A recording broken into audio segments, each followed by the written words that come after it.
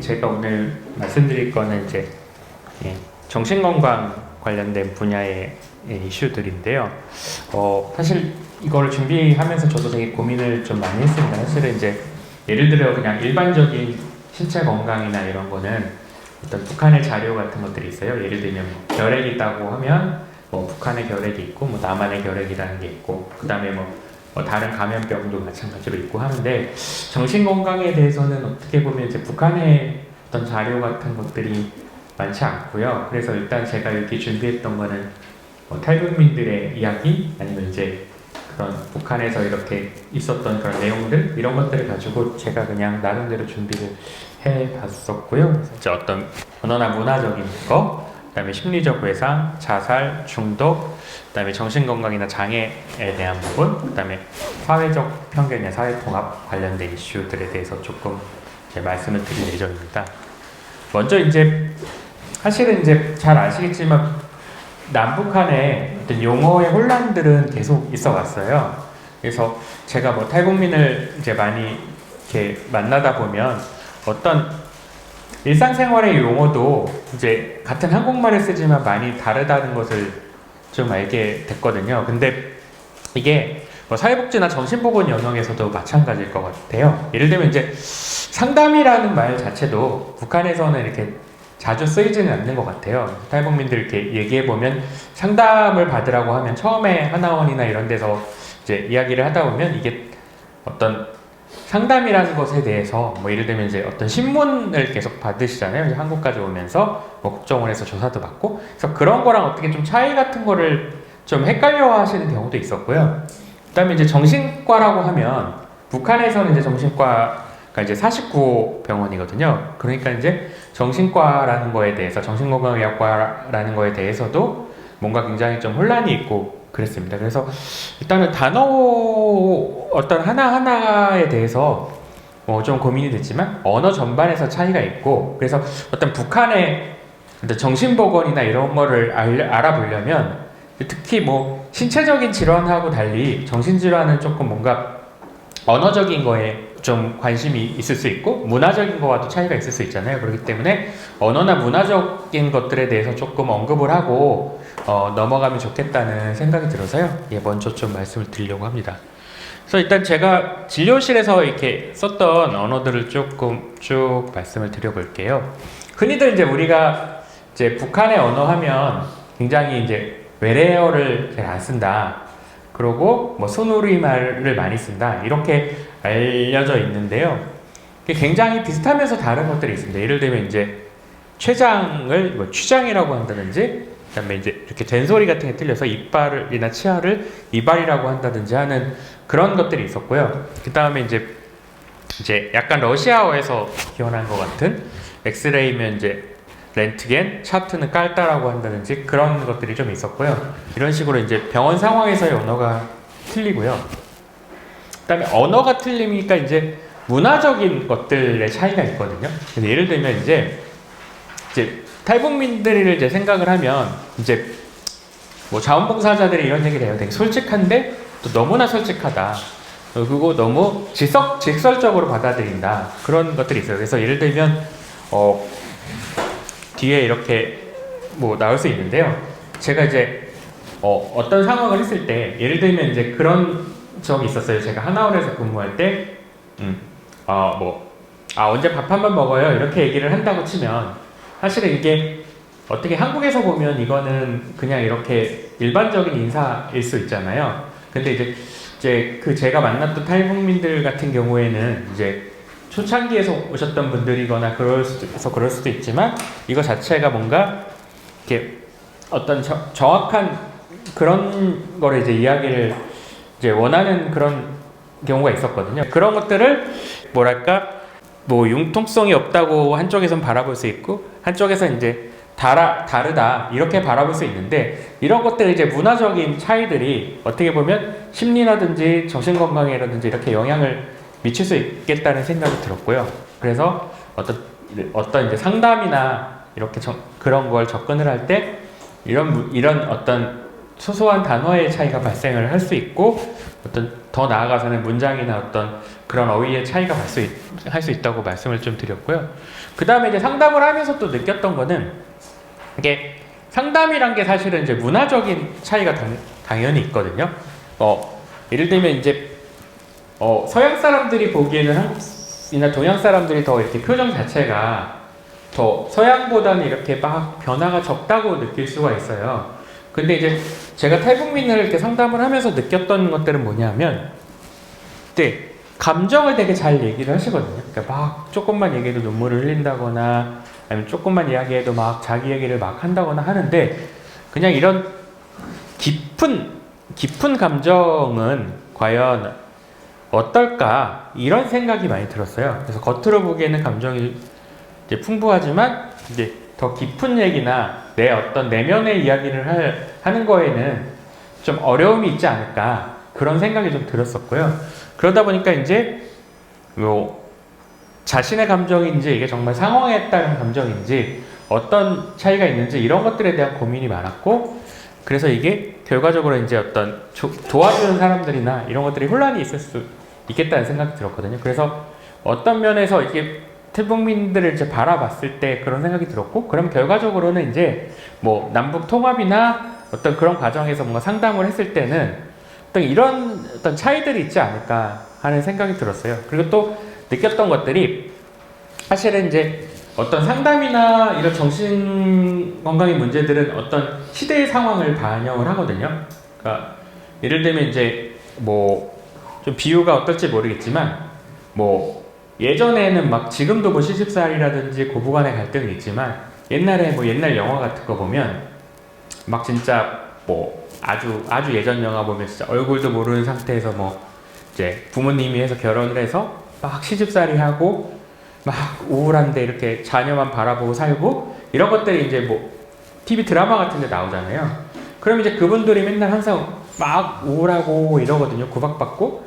그러면 이런 것들이 진단이 우울증일까 아닐까, 뭐 지금 상황에서 똑같은 상황에서 보면 우울증일 수도 있는데 어떤 문화적 상황에서 보면 아닐 수도 있잖아요. 근데 마찬가지인 게, 제가 탈북민들을 좀 이렇게 만났을 때 많은 분들이 좀 굉장히 한화원에서 특히 봤을 때는 뭔가 이런 경계를 많이 한다고 해야 되나? 어떤 의심 같은 걸 많이 한다고 해야 되나?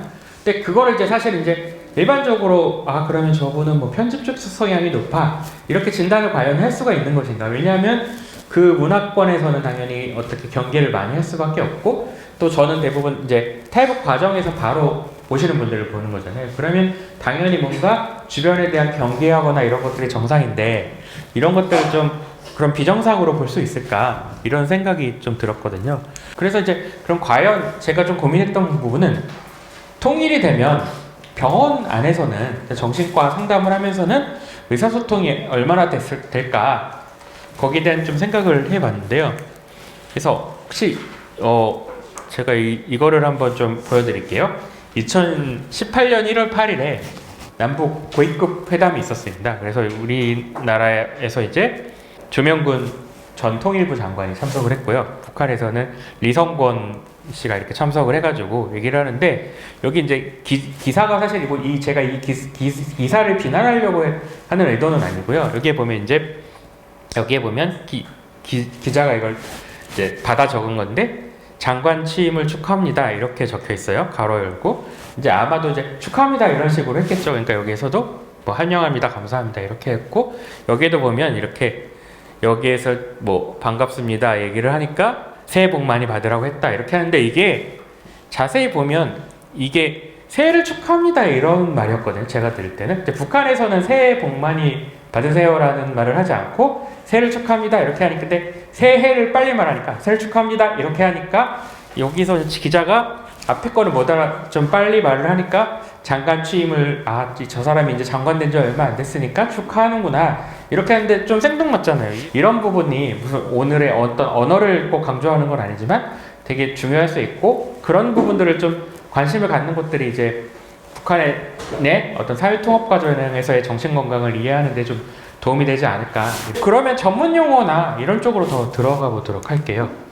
그래서 이거는 이제 예전에 했었던 논문인데, 이제 하나원에서 하나원에서 자원봉사를 했던 가정의학과 의사 몇 명들이 북한에서는 이제 외래 오는 사람들이 병원에 진료하는 사람들이 어떻게 표현을 하나 여기에 대해서 좀 쓴 거거든요. 심장신경증이라고 얘기하는데 보통 우리는 불안장애나 우울증이라고 얘기하는데 북한에서는 이제 심장이 안 좋아서 어찌됐든 심장이 뛰니까 불안하면 그래서 심장신경증이라고 이렇게 좀 전문적으로 봤어도 이렇게 조금 차이가 있는 것들을 좀 알 수 있고요. 조금 더 나아가 볼게요. 정신건강 영역에서는 개념의 차이가 있거든요.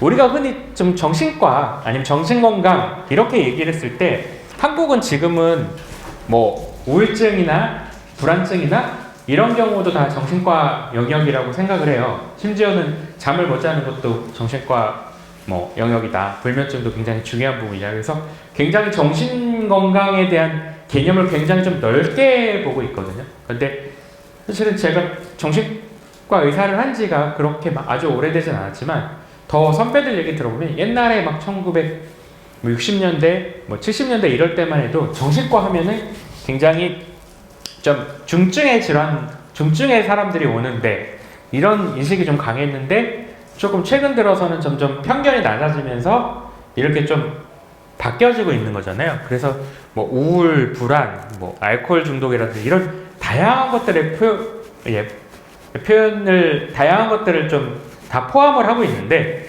북한에서는 아직도 이제 정신장애 이러면 정신증, 쉽게 말해서 이제 중증의 정신질환만 포함하는 거죠. 요즘에 좀 이슈가 되는 뭐 조현병이라든지 뭐 이런 여러 가지 이제 좀 중증의 것들을 더 포함을 하고 있는 것 같고요. 그래서 우울증이라든지 불안이라든지 이렇게 더 영역이 확장되지는 않은 것 같고요. 그리고 이제 정신장애의 원인을 보면 이제 한국에서는 예전에도 보면 왜 우울증에 걸렸냐 이랬을 때 뭐 스트레스를 받아서 아니면 사회적으로 이렇게 한다고 하지만 지금은 이제 약물 치료를 하거든요. 정신과에서는. 그러니까 어찌됐든 그런 생물학적인 거를 좀 강조를 하기 시작했죠. 왜냐하면 이제 뭐 이렇게 뭐 약을 먹어가지고 뭔가 이렇게 좋아지고 그 다음에 이제 그러다가 이제 상담 같은 것들도 이제 받기도 하잖아요. 상담도 하고 요즘에는 뭐 미술 치료도 하고 그러니까 되게 좀 다양하고 뭔가 원인에 대해서도 좀 여러 가지 접근을 하려고 하는데 지금 북한은 아무래도 이런 주로 이제 중증이나 이런 정신증의 위주이다 보니까 이거는 이제 어떻게 보면 좀 이렇게 원인이 어떤 뇌 이상이라든지 아니면 이제 뭐 아니면 지적장애나 이런 거는 어떤 뭐 유전적이라든지 뭐 그런 식으로 더 바라보게 되는 거고 뭐 상담이라든지 다양한 치료라든지 이런 식으로까지는 더 접근되지 않는 것 같고요. 중독 관련해서도 남한에서는 이제 뭐 알코올 중독, 약물 중독, 최근에는 이제 게임 많이 하는 것도 뭐 게임 중독이다, 쇼핑하는 것도 쇼핑 중독이다. 그래서 점점 더 영역을 중독에 의해서도 확장을 하고 있는데 북한에서는 거의 뭐 일부 알코올 중독은 좀 인정을 하지만 뒤에서 제가 말씀드렸지만 알코올에 대한 중독도 한국하고 좀 이런 보는 관점들이 좀 다른 것 같아요. 그다음에 이제 심리학적으로 봤을 때는 한국은 심리학, 뭐 심리 상담 이렇게 하면 뭐 프로이드나 뭐 이런 융, 그다음 무의식, 정신 분석 이런 좀 이렇게 여러 가지 이런 상담 쪽에 점점 발달했는데 북한에서 이제 상담이라고 하면 아까 제가 초반에 말씀드렸지만 상담이 덜 발달을 했고 그 다음에 이제 심리학은 주로 뭐 파블로프 이런 사람들이나 이런 쪽이 이제 러시아의 학자들이잖아요. 그래서 어떤 심리학적인 그 관점이 어떤 인간의 어떤 행동의 변화, 행동의 교정 이런 쪽에 더 초점을 맞춰져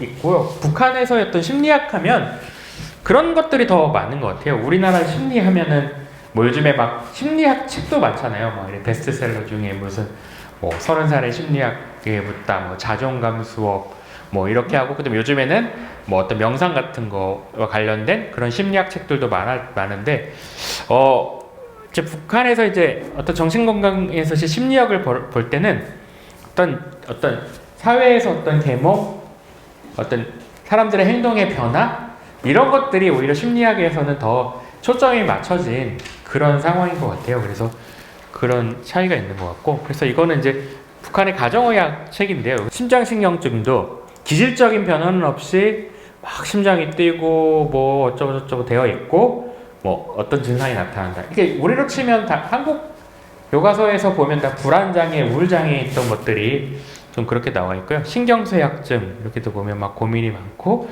뭐 이런 건데 아까도 말씀드렸듯이 한국에서는 우울증이나 불안증이라고 하는 것들을 이쪽에서는 심장신경, 뭐 신경무력증 이런 식으로 해서 조금 더 어떤 기질적인 원인, 신체적인 원인에서 기인한 것처럼 더 진단을 가지고 있는 그런 병양이 있는 거죠. 그래서 그런 특징들이 있고요. 그 다음에 이제 탈북민들하고 이야기를 해보면 사실은 이제 북한 내부에서도 아니면 탈북 과정에서도 심리적 외상이 있거든요. 근데 이제 그러면은 이제 그런 것들이 영향을 미칠 수가 있는 거죠. 그래서 보면 외상이라는 게 이제 복합적으로 컴플렉스 PTSD고 장기적으로 반복적으로 노출되는 외상이고 그리고 이제 통일 독일 이후에도 동독 주민들이 외상이 노출됐다 이런 이야기들도 있거든요. 쭉 보면 이거는 이제 전우택 선생님이 이제 논문에서 썼던 건데요. 북한 내에서 어떤 외상을 경험했는지 탈북민들한테 물어봤어요. 그랬더니 이제 대부분 타인이 공개 처형 당하는 걸 목격했다 이런 분들이 한 87%. 그다음에 이제 굶어 죽는 것을 목격했다. 지금은 좀 어떤 북한의 식량 사정이 나아져서 좀 다를 수도 있는데 뭐 그때도 당시 2005년에는 81%. 그다음에 이제 정치 과오로 처벌받는 것도 60%. 그다음에 다른 사람이 이제 좀 질병으로 아픈데 도움을 주지 못했다 이런 내용들도 있었고요. 근데 이거는 탈북 과정이니까 사실 북한 내부와는 관련 없지만 좀 참고를 하시라고 말씀드리면 탈출 과정에서 발각될 것 같았다 하는 게 또 80%. 그다음에 중국이나 이런 제3국을 통해서 오니까 외국 생활에서 이질감, 그다음에 국경에서 북한 경비병이나 중국 경비병이 검열하는 거에 따라 불안하다. 이런 것들이 굉장히 높았는데요. 장기적으로 뭔가 계속 노출이 되면 더 이렇게 회복되기 힘들다는 거죠. 그러니까 뭐 북한에서 어느 정도의 사람들이 얼마나 어떤 트라우마를 경험하고 있고 이럴지 모르겠지만 이런 걸로 봐서는 좀 굉장히 그래도 뭐 공개 처형당하는 것들도 목격을 하고 뭐 이런 사람들이 있으니까 어떤 트라우마들이 분명히 어떤 이렇게 남북 통합 과정이나 이런 데서의 어떤 정신건강 영역에서의 다루어야 될 하나의 문제로 생각되어질 수가 있다는 그런 의미고요. 이거는 이제 국가인권위원회에서 북한인권 트라우마 실태조사라고 이야기하는데 여기도 봐도 뭐 굶주림이나 이런 것들을 내가 목격했다 아니면 가족들이 경험했다 이런 포션들이 다 있거든요. 뭐 질병, 그 다음에 여기도 보면 정치범수용소라든지 공개 처형은 주변 사람들이 당한 걸 목격했다나 이런 것들도 되게 많거든요.